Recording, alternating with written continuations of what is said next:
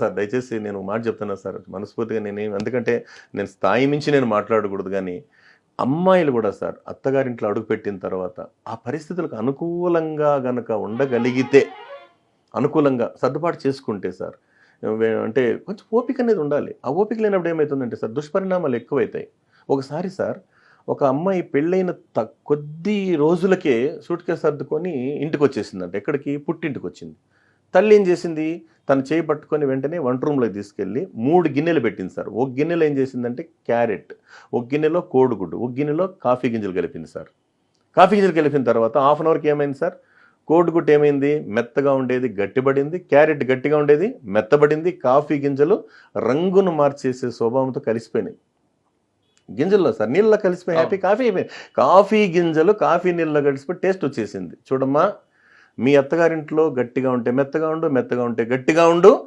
Coffee గింజలు అంటే మీ కాఫీలో ఉన్నట్టు గింజల్లాగా ఆ నీళ్ళలో కలిసి ఎలా టేస్ట్ ఇస్తుందో అందరిలో కలిసిపోయి సంతోషంగా బతుకమ్మ అని చెప్పిందంట సార్ ఆ మహాతల్లి.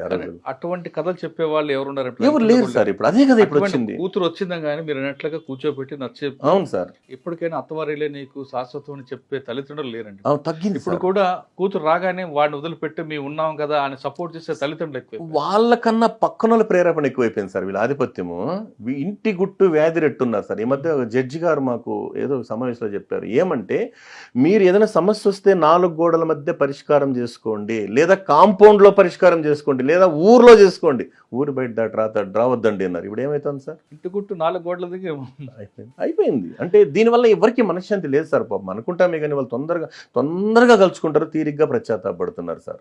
కరెక్ట్. ఇది అంటే దానివల్ల ఏమైందంటే సార్ చెప్పాను కదా sir, morning darling evening divorce. అంటే దీనికి ఏం చేయాలంటే సార్ వాళ్ళు ఆలోచించుకోగలగాల. ఉమ్మడి కుటుంబ వ్యవస్థ పూర్తిగా కొలాప్స్ అవడం దీనికి ప్రధాన కారణం. ప్రధాన కారణం అని చెప్పొచ్చు. కానీ ఆర్థిక కారణాల నేపథ్యంలో, ప్రపంచీకరణ నేపథ్యంలో, బతుకు తెరువు నేపథ్యంలో వాళ్ళు ఏమని ఒక గతంలో ఒక 200-300 సంపాదిస్తే సార్ హ్యాపీ ఇంటిల్లి పది సంతోషంగా ఎంజాయ్ చేసేటప్పుడు ఇప్పుడు ఏమైంది సార్? అవసరాల కన్నా సౌకర్యాలు ఎక్కువైపోయినాయి, విలాసాలు ఎక్కువైపోయినాయి. అవసరం, సౌకర్యం, వినోదం, విలాసం అంతే. దాంతో ఆదాయం తక్కువైన ఏమైందంటే టోటల్గా దాని మీద అంటే హద్దు మీరినటువంటి కోరికలు ఉంటాయి కదా సార్, అంటే స్థాయికి మించి వాటి వల్లనే అనేక రకాల ఇబ్బందులు వస్తాయి సార్. దాని ప్రకారంగా తీసుకుంటే సార్ ఇప్పుడున్నటువంటి పరిస్థితుల్లో ఇంకొక అద్భుతమైన సార్, నేను పిల్లల కోసం మనం ఎక్కడైతే చెప్తుంటామో సార్ మామూలుగా ఒక కొటేషన్స్ ఉండి తీసుకుంటా. సిరివెన్నెల సీతారామ శాస్త్రి గారు రచించినటువంటి ఉంది కదా సార్.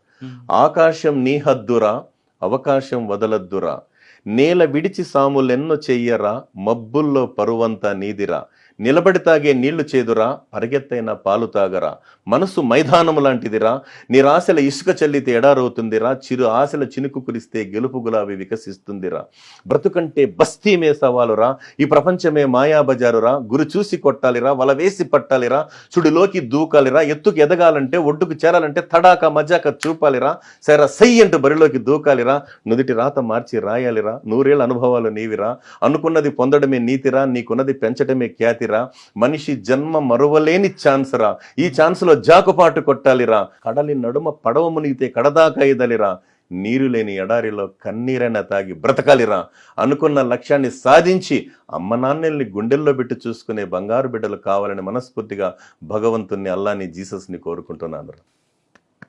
ఎందుకంటే ఇటువంటి అద్భుతమైన మాట ఒక్కటన్నా ఒక బిడ్డకి లేకపోయినా ఒక బిడ్డకి కనెక్ట్ అవుతుంది కదా సార్. అదే క్రమంలో చెప్తూ యూత్ని ఫస్ట్ ఎంటర్టైన్ చేయడంలో ఆ మహానుభావుడే సిరివెన్నెల రాసినటువంటి ఒక పాటను నేను మాట రూపంలో చెప్తాను. ఫ్రీగా వచ్చే దేన్నైనా చీపో అంటామని, రిస్క్ తీసుకుని ఏదైనా సాధించే వాళ్ళమని, పరిష్కారమే లేని ప్రాబ్లం ఎక్కడ ఉండదని, ప్రతిభను మించిన పదునాయుధం లేనే లేదని, సాగుతున్న రహదారుల్లో మొహమాటం కూడదని, గోచీబెట్టి కాకాబట్టే వ్యవహారం నచ్చదని, ఎంచుకున్న టార్గెట్ తాటే తప్పని, ఆత్మశక్తిపై డౌటే రావద్దని, పడినా లేచి తీరం చేరే కెరటం గొప్పదని, ముందుకు తప్ప వెనకకు మరలని నదిమా నేస్తమని, ప్రతి ఓటమిలోనూ గెలుపును చెప్పే పాఠం ఉన్నదని, కాలం కన్నా వేగంగా ఉరికి ఉరికి శిఖరాలెన్నో అధిరోహించే కుర్రతరానికి స్వాగతం, కొత్త స్వరానికి స్వాగతం, రాబోయే రోజుల్లో కాబోయే కాలానికి ఎలాంటి కష్టాన్నైనా తట్టుకొని ఆత్మవిశ్వాసంతో అడుగు ముందుకు వేసే యువతి యువకులందరికీ కూడా పేరు పేరున స్వాగతం, సుస్వాగతం.